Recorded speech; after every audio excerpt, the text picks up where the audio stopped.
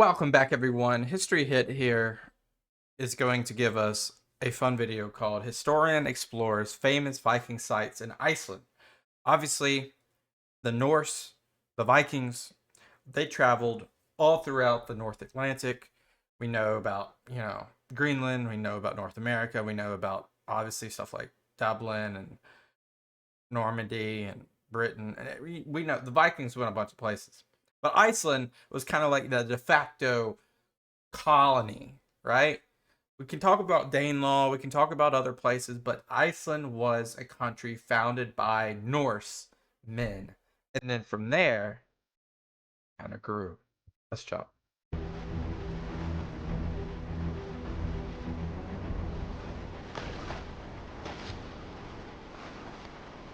Imagine you're on a creaking wooden longboat over 1,000 years ago at the height of the Viking Age. You're sailing across the grey North Atlantic. It's freezing cold, there are huge rollers. You're navigating using techniques now long forgotten. You're arriving in a new Remember the icebergs in this North Atlantic area? It's horrible. world to make a new life. You're sitting there as the sails taut in the Atlantic breeze above you. Your family, children, women, the cattle all around you. You have everything you need to establish a new home in a new world. Iceland. Today I'm sailing in the wake of those Vikings, and you're coming with me. Iceland lies ahead. Let's go and check out the top Viking sites of Iceland. And obviously, Iceland is an inhabited real country today, but it's a part of Europe, and a lot of their, is it Reykjavik? Is that how you say the capital? Is obviously probably one of the most most populated places on the island, right? But there's a lot of places like this, which we're seeing here, like little hamlets or villages with grass roofs and the different palisades. Now this could just be like a specific site, but there's a lot of places that are similar to this across the countryside. This might just be a site. Yeah, it looks like a site, like a longhouse site or something. Before its discovery by the Vikings, Iceland existed in near total isolation at the edge of the North Atlantic, a rugged island shaped by volcanic eruptions and slow-moving glaciers. Yeah, that's why it's called the land of fire and ice. Yet rumours of its existence endured. There were persistent rumours in the North Atlantic Scandinavian world, the Viking world, of an island out here to the west. And before it was settled, there are accounts of people arriving here, sometimes by accident, sometimes deliberately. There was Nadador, who was from the Faroe Islands. He was blown off course while fishing, and he reported this strange, seemingly uninhabited island. Another Viking, a man called Floki, he seems to have heard those rumours and those reports, and he decided to actually set out and try and find it for himself. He came here, he may have landed on somewhere near this, and he climbed a mountain, and it said that as he looked inland, all he saw was snow and ice. And it's him that first gave it the name Iceland. It's kind of simple, but kind of simple sometimes works. So even before settlers came here with their livestock and their cattle and their families, there were these reports, no doubt rumours, no doubt tall. I think that happens a lot too. Like when people, there are accidental like find outs, and there's like actual people that survey Stories about a place untouched by humans, a land of ice and fire. That's what I just said, but I said fire and ice. Over the 9th and 10th centuries, as many as 60,000 Vikings are estimated to have made their home right here in Iceland. Yeah, that's a lot for that time. So why did the Vikings come here? Well, I think actually there are some interesting similarities to other settler colonial movements. They were escaping trouble at home, or they were escaping something at home. Perhaps it was a grasping Norwegian Harald Harold Fairhair? King like Harold Fairhair that was demanding taxes and obedience from his subjects in Norway. Perhaps they were just adventurous spirits. They wanted to live in a different way. I mean, like I said before, Iceland's not an anomaly by any means. There was exploration and not colonialism, but there was exploration, like, and discovery, like all across the North Atlantic. Some of the adventures led to violence, but some of them led to, just a different home, a new home. They wanted to stake out a piece of ground that perhaps they couldn't in Norway because of overpopulation or because they were the second son, something like that. We know from the archaeological finds that some of them may have served their apprenticeship. They had gone a Viking, they'd raided, they pillaged. It's crazy how much volcanic rock and activity is actually here, though. They'd captured, made a bit of money for themselves. They were looking for a new kind of life. Perhaps they wanted to go back to farming, that's to raise a family. This seemed like a more peaceful place than Yorkshire or outside Dublin. There was also the pull factor. There were raw materials here. There were walrus tusks. There's great fishing. There's land. In this landscape, I think the future was more of Is that a seal? blank canvas than it was back in Scandinavia or British and Irish Isles. You could seize the future that you wanted. Yeah. Before its discovery by the Vikings, Iceland existed in near total isolation at the edge of the North Atlantic. A rugged Golfer Arnason. island shaped by volcanic eruptions and slow-moving glaciers. Yet rumours of its existence endured.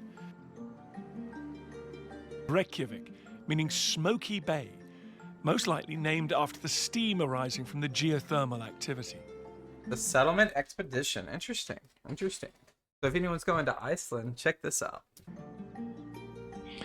So the story you get from the sagas is that Ingolf Arnason really is the first settler. He puts down a community pretty much on this spot in Reykjavik in around 874. And this is what's so exciting about the excavations that's gone on beneath the city street today. We've got this longhouse here. It's interesting. It's kind of like what we see in London. There's a visual like this as well. Here you can see these huge paving stones leading up to that door, a big turf wall that would have gone up, the roof supported by big posts of oak imported probably from Europe, and a big hearth in the middle, of fire, a chieftain's hut, perhaps even the Arnason family themselves. But what's so fascinating is that archaeologists have discovered a complicating factor, which is what archaeologists do, and that's why they add so much to the historical record. If you come over here, you can see a structure which appears, does date from before 874, and we know that because of this material here. Do you see this lighter covered dust almost? Well, this is volcanic debris, it's volcanic matter. And what's great about Iceland is there's a real rhythm to life and settlement here, which is occasionally you get these enormous volcanic eruptions, and they leave a layer of ash. And each of those layers of ash have different chemical signatures, so you know which volcano they've come from. This one, we know, was around 871, give or take a year or two. And we now think, thanks to this detective work by archaeologists and this volcanic matter here, that this really is perhaps decades before Arnason arrives, which means that the settlement of Iceland might not have been quite as clear-cut. And you do get a sense of that from the sagas too, so they're not in disagreement. But it seems that people could have been coming here for perhaps centuries. They might have come here for summers. They might have come hunting walrus, looking for a place to settle. But then they would often head back to Scandinavia. That's not so far-fetched, though. I mean, it's interesting. Before the onset of winter. And so this area was known about. It would have been reccied. Reports would have reached Norse Viking people in Scandinavia, but also in Britain and Ireland. People might have come for a summer and then gone home. They might have stayed for a winter or two. And it was that 874 date is probably the arrival of full-time settlers. They would have brought livestock with them. They would have brought women and children of a community that have the colony started. Settled down. They'd have started mining in the bogs for iron. They'd have started working in blacksmith shops. They started pulling together all different threads you need to build a walrus head. A sustainable, permanent settlement. Crazy. From that first settlement, Norse communities began to push inland, spreading across Iceland's wide, untouched grasslands, carving out farms. Is there any forest at all in Iceland? I mean, today there might be, but were there? And building new homes in an unforgiving landscape. To get a better understanding of what daily life was really like for these first settlers, I'm leaving Reykjavik behind and heading to a reconstruction of a Viking longhouse. All right. A place where Iceland's story truly began. Eric Stader. Just look at this. A legendary Viking longhouse, very carefully reconstructed, based on the archaeology they found in this valley. And this is how they survived in this very hostile environment. It's crazy, right? Constant maintenance needed on your house, more than you have today. And look at, first thing you notice, these big, thick turf walls. Now, this isn't mud, it's turf. It's this section of soil right at the top of the soil, just beneath the grass. It's full of roots and full of air, so it's perfect for insulation. This is 1 meter thick on this wall. You can see stone foundation at the bottom there, so solid foundation, but this needs to be replaced, this turf, once every 10, 15 years. And then roof up here. It's not bad. It's like a roof, like a modern shingle roof. Turf on the roof as well, so you've got this wonderful grass growing. And this is what you need, really, to protect yourself against these savage Icelandic winters. Not just the winter. I'm here in September, and it is absolutely freezing. With the wind chill, it's below 0. Jeez. Yeah. That's September. I wonder what January is like. These buildings kept these Of course, communities it's much more north, so it might be a different type of seasonality. safe in these conditions. Turf, stone, around a wooden frame. Inside there is wood, but big bits of wood were in short supply in Iceland. As you can see, not many Oh, there are a few trees, yeah. trees around, and the Vikings are actually responsible for chopping down the trees that were here in their first couple of 100 years of settlement of Iceland. Okay, so that answers my earlier question. So replanting is a national need. As they had to make do with driftwood that washed up on the shores, with wood that was imported from Norway. Wood was very precious. When you Yeah, Norway's got a lot of wood. moved house, you up sticks and leave. You take all the wood with you and you go and build somewhere else. So let's get inside now, get out of this wind, through this lovely wooden door frame. Nice door, wow, yeah. You get a sense, 1 meter of turf and you're in. I like a little, like an entryway, so you don't immediately just open up to the whole thing. Woo, it's warm. Whoa, that's really nice. What a difference. I mean, it must be 20 degrees warmer in here. Still cold. It ain't no 65 Fahrenheit in there, but I bet you with that fire, you're still gonna have like clothing on. You're not gonna be walking around in your underwear in there. Probably a lot better though. A lot better. And you're suddenly out of that howling wind, completely protected. First thing you notice is the hearth. This would have been so important. A big hearth. They would have cooked on this hearth. It was the only light really in the room. There was a little bit of a chimney, but the hearth is, the fire is responsible for much of the light. No windows. And then also this is where people would have gathered around for warmth and stories and hanging out and doing their chores. So this is the owner's bed. You can see these lovely colors. Just think about all the conversations that probably happened around that fire, and like sitting in here, sleeping, not knowing what's on the outside, not knowing when someone's gonna come, being isolated from the world. You know, around this time, was it like 900s? Just think about what's going on in the world around the 900s, whether it be in the Middle East or China or places like Constantinople or Paris or so forth. There's just a lot of happenings around the world, and you're sitting in this isolated longhouse. Very, very simple life. Very calm life. Carvings to note that status. Quiet life. Quite short because they'd have sat up in bed in that medieval period, so you wouldn't have needed to stretch out and lie down, which is good. Interesting. And then simpler beds on this side of the room. And it seems like master, children, relatives, but also servants, perhaps even slaves, would have all slept in this room. I think there was something about this climate that meant they didn't have the luxury of radically different living conditions and treating people very differently. There was Now, how many people would live in this? a communal nature to it. Slaves would have been very, very valuable indeed. They'd have been essential to help run the farm and to help make things. And they would also have been, in the winter, a good source of heat. The more bodies in here, the better. It would have been very cozy. You got to know each other very well indeed. Nothing like the privacy that we recognize today, we hanker after today. And then right in the back here, you have a very important room, a partition here with a lock on it, and only one person had the key to that lock. That would be the woman of the house, the responsible, the organized person, because in here is the pantry.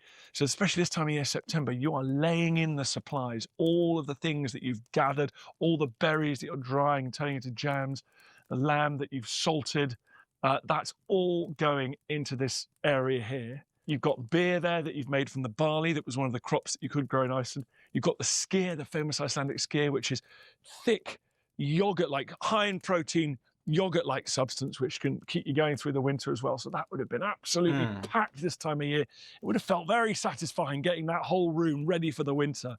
Knowing that your like a squirrel, the hibernation. Chance of survival absolutely depended on those supplies lasting through the months of darkness. And then you've got all the other, all the other activities of Viking life, of Icelandic life. You have got you're spinning, you're using that wool from the sheep. You're brushing it out. You're brushing the wool until it is threads that you can then spin together, create yarn, and eventually woolen garments. Again, essential. So much work to put into some of these things. It's crazy, but I mean, that's part of the lifestyle. It's a lot slower. For keeping you alive, you've got to wear a lot of wool in this climate. So spinning, making wool. You got to get the wool from somewhere too. An export. That was a valuable export of Iceland. That was controlled by women. So women very powerful in the society. They were the breadwinners in that respect. They could bring in much needed extra income.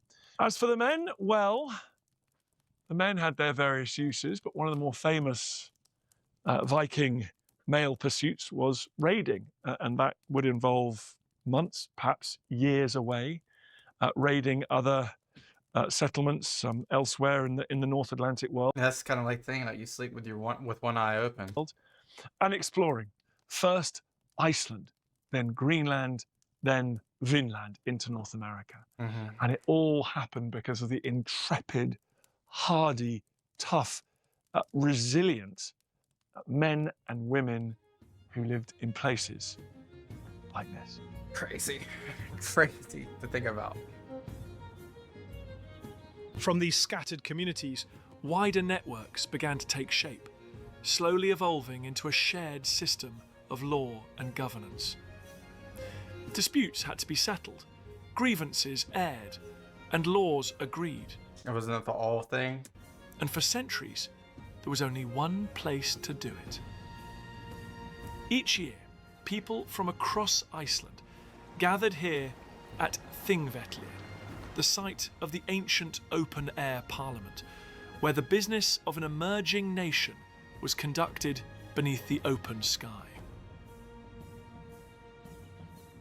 This is one of the most important places in Iceland, if not the most important place, because this is a site well situated, just inland from Reykjavik, equidistant between the main powerful families of Iceland as it was being settled in that early era of settlement.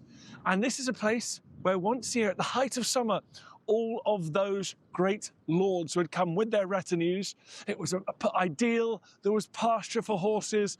There were birch forests for firewood. There's a huge lake down there with brown trout, a river running through it for fresh water. And this landscape was suddenly transformed for a couple of weeks every single year into a city, a town really, the only town in Iceland. People from all of these outlying areas had come together. And you can still see evidence of that because this is Iceland. It's cold, even at the height of summer, potentially. It's windy. And so they wouldn't just set up tents. They actually had permanent foundations, and you can see some of them around me now. You can see these stone foundations.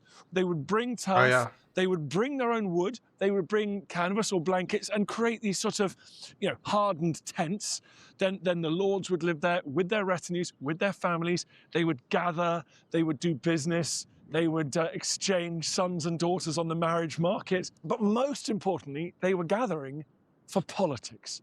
How to rule Iceland, how to get along, how to resolve disputes that arise between them. Dispute resolution is probably one of the top ones. They were here for a parliament, and that meets over there. Crazy. One of the reasons that they chose to come here, all the natural features I mentioned, but also there's something very special about this place. There is something about this landscape. It is awe-inspiring. They chose, little did they know, but they chose the place where the North American plate meets what will become the Eurasian plate. So That's a very interesting place. So the tectonic plates. Would this be very earthquake-esque? Am I thinking the wrong way? I mean, obviously volcanoes rise here, but would earthquakes also happen? just a meeting place of men. It turns out it's a meeting place of the Earth's crust itself. How perfect is that? I guess. For the metaphor, yeah, but maybe not for volatility.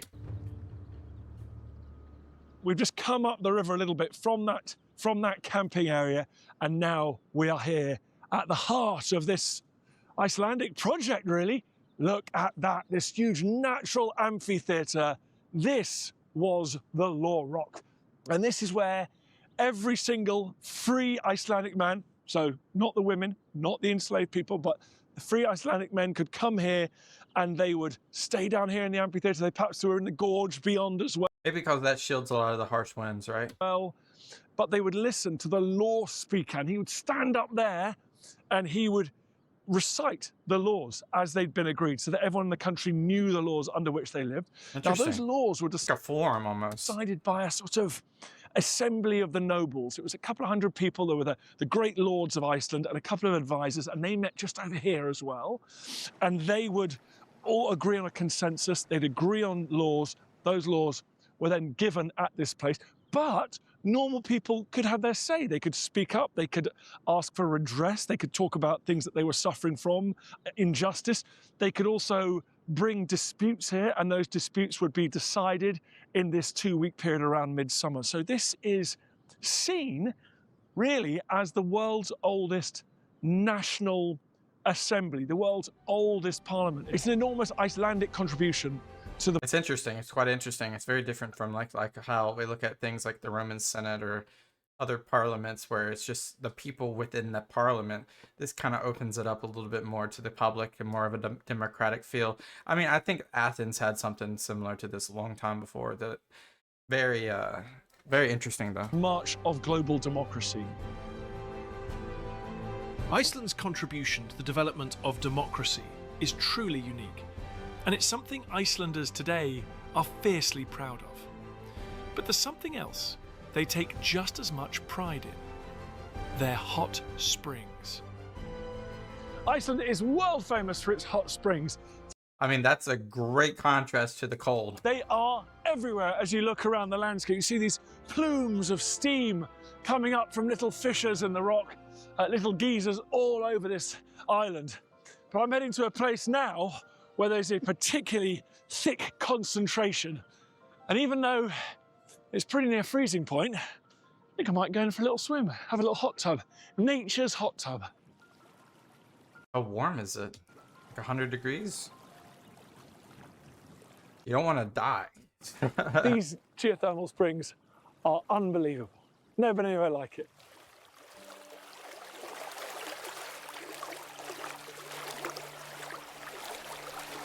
I bet you it was very spiritual too for them.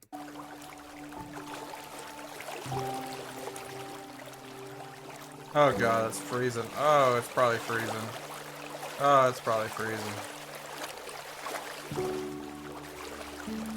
Oh, you know he's freezing. Oh, this is perfection. Best I wish we had like a thermometer. thing I've ever done. It is freezing up there. It's like a hot bath here. Oh. Oh, Oh, but it's probably gonna suck to get out of that. well, that was an experience like no other I've ever had. It's pretty cold up here. It's actually about 0, particularly with the wind chill. And yet, there's a bathtub running through the middle of this valley. No wonder the Vikings wanted to move here. First of all, the climate was a bit warmer than it is today. There was agricultural land. There was no one to compete with. They were safe from human enemies. There was an abundance of fish in the streams. And here, at regular intervals, free, superheated water to warm their houses and warm their bones in the middle of winter. Yeah, I mean it's really good water for cooking probably as well. I think I'd have emigrated here. Yeah, Beats Yorkshire. interesting. It's quite interesting. Having dried off and got back into my clothes, I'm heading to the National Museum of Iceland. Here, an extraordinary collection of Viking-era artifacts brings that world vividly to life. From everyday objects and coins to finely crafted weapons. For anyone with an interest in Viking history, this is an absolute must-see. Oh yeah. I've come to the National Museum of Iceland here in Reykjavik, and it's very, very exciting because as a kid growing up in the UK, you hear a lot about something called Danegeld, and that is silver, that is money, tons of silver in some cases, paid by the English as protection money to get the Vikings to leave them alone. And particularly around the 990s, things got really bad. The Danes start invading England. They fight at Battle of Malden in 991. There's a heroic defeat that an English force suffers there. And King Ethelred the Unready makes the decision to just pay the Vikings, leave them alone. Of course, it doesn't really work out. The Vikings come back in the mid-990s and threaten London. They get paid again. And what's so exciting is I've always heard that story told from the British point of view, the English point of view, the paying of that money. Here in Iceland, we see the other side of that equation. Here is the money that was taken by those Viking That's cool. Age warriors, and it was, in this case, brought to Iceland. So we can imagine someone taking part, perhaps even in the Battle of Malden. Imagine that, perhaps in the later assaults, the 990s. This is a coin hoard, hundreds of coins found, dating from the end of the 10th century, we think, and it was obviously brought here. We can imagine by a settler, by a veteran of that Viking force. Perhaps then he came with his family to make a new life, to settle in Iceland. His marauding days were behind him. Perhaps he's getting old, his back's playing up a bit, and he arrives in Iceland to make a new life, to settle, buries his coins that for some reason forgets to dig them up or whatever reason. But that is wonderful. It's just some of the extraordinary objects Really from cool. the settlement period, what we call the Viking Age. You've got Oh, we got an arrow tip. Viking Age Or weaponry, spear tip. arrowheads, axe heads, and look at these. These are extraordinary. These swords here, what I love about these swords is the pommels are very typical of the Viking Age. I've seen pommels like that. Some of them, I dug up one like that in a field in Yorkshire, part of this Viking world that stretches from way over in Crazy, man. This iron. Eastern Europe, right the way across to Iceland and beyond about 1,000 years ago. So you've got these swords here, very high status, prized weapons. Perhaps sort of family heirlooms passed down. And then we've got axe heads. We've got some spears here. We've got shield boss. Apparently in Iceland, they find a lot more axes because axes could be used by normal people, chopping wood and various... Yeah, it's kind of like a two-way use tool. Chopping wood or chopping heads. Tasks around the farm as well. So multi-purpose, but those swords are wonderful. And you've got the silver wire wrapped around the grip of that one. Extraordinary. And people think of the Viking era as a time of violence and chaos and marauding. And I think historians and archaeologists have really questioned that and pointed out that sometimes the archaeological evidence isn't really there for that. So constant crazy violence and conflict. And in Iceland, certainly there's no evidence of these great big battles and the kind of drama we see in the sagas. But they do have this one set of human remains here at the museum, which does show catastrophic, violent death. Now, this could have been just people falling out, a drunken brawl, a jealous husband, an angry neighbour arguing about a farm line of demarcation.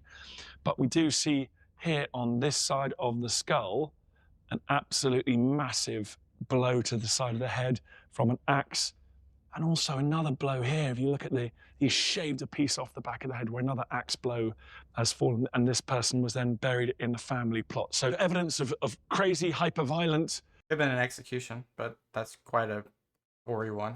Vikings, warriors going at each other, or just evidence of the kind of everyday disputes that will arise when us humans live in close proximity to each other. Yeah. My time in Iceland is nearly at an end, but there's just enough left for one last journey to watch the sun set on this remarkable landscape. Really cool. What a terrain. I've never been anywhere quite like Iceland. And if you love Viking history, this is definitely the place to come. There are extraordinary Viking sites that help us reach beyond the popular myth of the Vikings. Yes, these were warriors. Yes, these were wonderful sailors and raiders. But these were also people who carved out an entirely new society on this previously unexplored island. And they didn't just build those farms and then villages, towns and cities. Alongside that, they built a culture, one of the most exciting and colourful anywhere in the world. Stories of Norse gods, the sagas. And the place to really learn about that is in Iceland itself, where people are still so attached to those stories and that tradition. And they appear so rooted in this landscape. It feels natural. What a video, guys. What a video. First off, have you ever been to Iceland, or do you live in Iceland? I'm just going to ask that right off the bat. If you have, please leave me your thoughts below. It's interesting to hear from locals. But secondary to all of that, it's interesting, just the whole story. And to his point of like the contrast of the marauders versus the people. And we were in that longhouse in this video, and we were looking around and seeing like, everyday life and kind of like how they, and then of course like the politics and how it all came to be. What a lifestyle. What a simple, quiet, but also ferocious lifestyle. Interesting stuff though. I love this channel. Let's keep watching more history hit videos. The Vikings, the Norsemen, quite an interesting people. Underestimated, underrepresented. That's all I got. Thank you guys as always. Peace out and bye-bye.